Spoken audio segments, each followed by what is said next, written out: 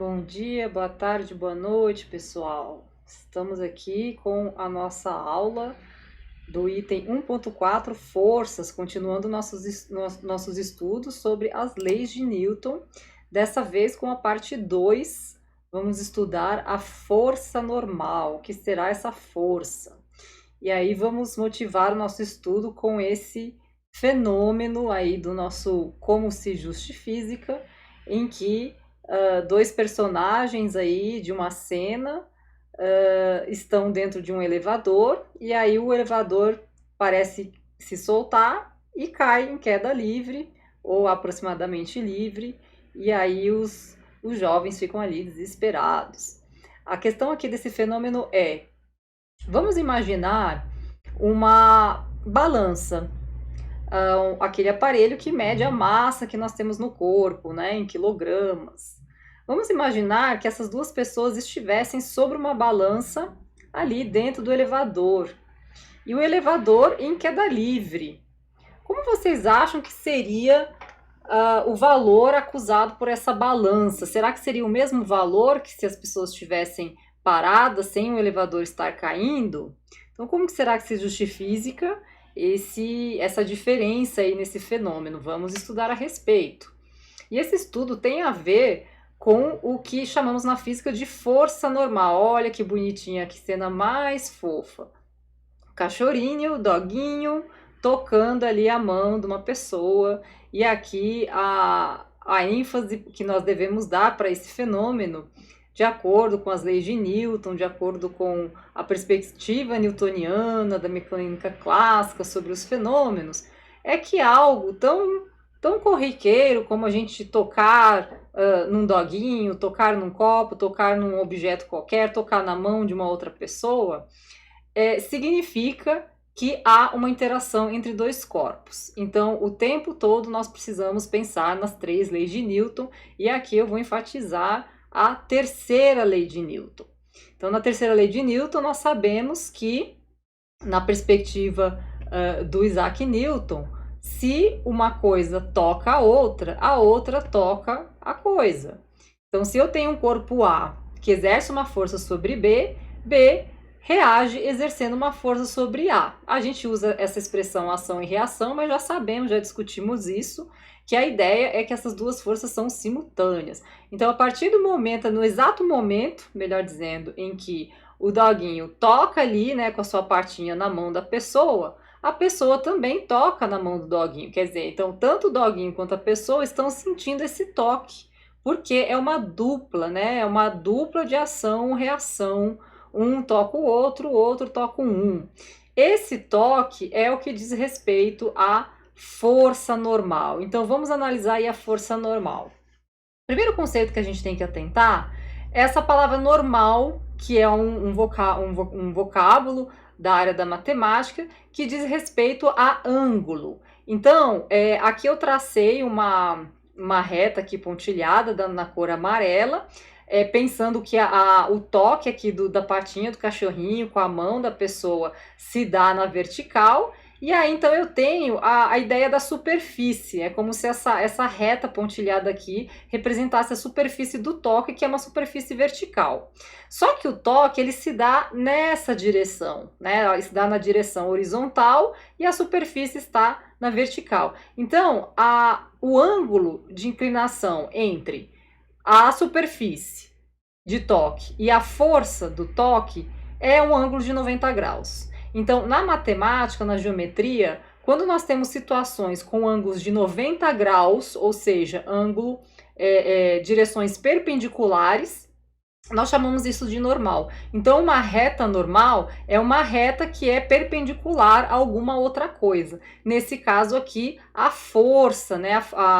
A força, a superfície aqui do toque é perpendicular à força do toque. Ou o contrário, a força do toque é perpendicular à superfície do toque. Ela é normal à superfície, por isso força normal. Então, quando a gente está falando de força normal, nós estamos pensando em forças de contato, forças de toque, uma coisa tocando outra. né, encostando na outra. Então eu tenho a patinha aqui do doguinho tocando a mão, e pela terceira lei de Newton, se o doguinho exerce uma força sobre a mão exerce uma força de reação sobre o doguinho. Olha aqui, direção, mesma direção, mas sentidos opostos. Então eu tenho normal, e aí a gente vai representar aqui com símbolo, né? Sempre um vetor, porque força é uma grandeza vetorial. Nós temos aqui a força normal do cachorrinho sobre a mão, e aqui a força normal da mão sobre o cachorrinho.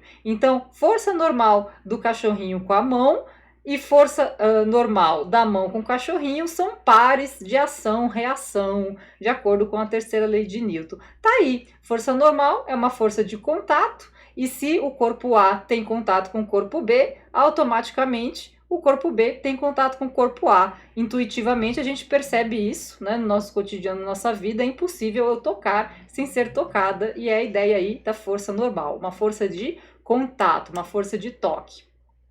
Dessa vez agora, aqui nessa figura, nós vamos analisar o toque do cachorro, de uma das patas do doguinho aqui, com o chão, né? Então, eu tenho dois elementos aqui começando com a mesma inicial, troquei aqui cachorrinho por doguinho. Então, o que é isso daqui? É a pata do doguinho tocando o chão, então força normal do doguinho sobre o chão, exerce, então, significa, então, resulta em uma força de reação do chão sobre o doguinho. Por que dessa vez as forças estão na direção vertical e a normal na horizontal? Porque agora estou analisando o toque da pata do cachorro com o chão. Aqui eu estava analisando o toque da pata com a mão, que se deu numa direção horizontal. Mas o toque da pata do cachorro com o chão se dá numa direção vertical. Então, cachorro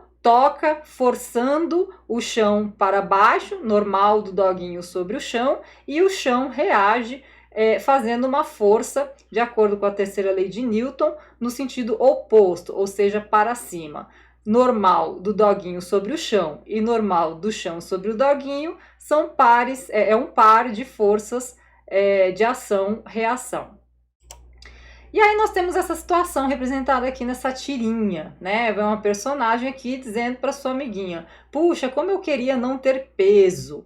E aqui já está, é uma tirinha de física, já está sendo analisado o conceito de força-peso, não peso como sinônimo de massa, né? No senso comum, mas peso como uma força. Então, se a personagem diz que não gostaria de não ter peso, pode significar que ela esteja querendo dizer que ela gostaria de não ter massa, pelo senso comum, mas aqui o que ela disse é que ela gostaria de não ter peso. E aí a amiga diz: ah, isso é muito fácil. E aí a amiga imagina a personagem aqui que gostaria de não ter peso dentro de um elevador, aí aparece uma tesourinha aqui cortando o cabo do elevador, o elevador desceria em queda livre ou queda aproximadamente livre, e aí então nesse caso a pessoa não teria força-peso. Lembra do nosso Como se Justifica? A ideia é a seguinte: aqui a menininha está sobre uma balança dentro do elevador. Se o elevador cai, o contato dela com a balança, né, dos pés dela aqui com a balança, ele não ocorre mais, porque ambos estão caindo em queda livre. Então, nesse caso, apesar de estar ali encostadinho, né, tá no limiar ali de começar a fazer força, mas como os dois estão em queda livre, a menina não força a balança, né, ela não coloca a sua força normal sobre a balança. Então, não havendo força normal aqui, não há aquele par de ação-reação. Então, nesse caso, a menina não teria força-peso, né? Na verdade, ela tem, mas a ideia é essa brincadeira que se fez aqui nessa tirinha de peso como sinônimo ou não de massa, né? Mais uma vez, sabemos que força-peso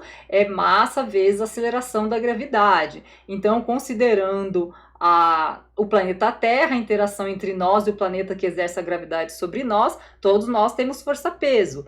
porque temos uma massa e temos uma aceleração da gravidade sendo impressa em nós por conta da força da gravidade que o planeta exerce sobre nós. Mas a palavra peso é usada no senso comum como sinônimo de massa. Então, quando alguém fala assim, eu vou me pesar, eu quero perder peso, geralmente ela se refere à massa, né? Então, o correto, se fosse dentro do linguajar científico, seria, eu gostaria de perder massa e não de perder peso. Mas aí a menininha aqui, né, com a sua imaginação e o seu conhecimento de física, ela imaginou essa situação. Repito, a menina aqui na situação de queda dentro do elevador não perderia massa nem peso. Ela continua com a sua força-peso, mas o que ela perderia aqui é a força de contato com a balança, né? E como é a balança que mede a nossa massa, então fica aí a imaginação da personagem. E agora, será que você conseguiria analisar esse fenômeno do ponto de vista da perspectiva do conceito de força normal? Outra perguntinha possível seria, no caso dessas duas pessoas estarem sobre uma balança ali no chão do elevador, esse elevador sobe. O que aconteceria então com a marcação, a indicação na balança?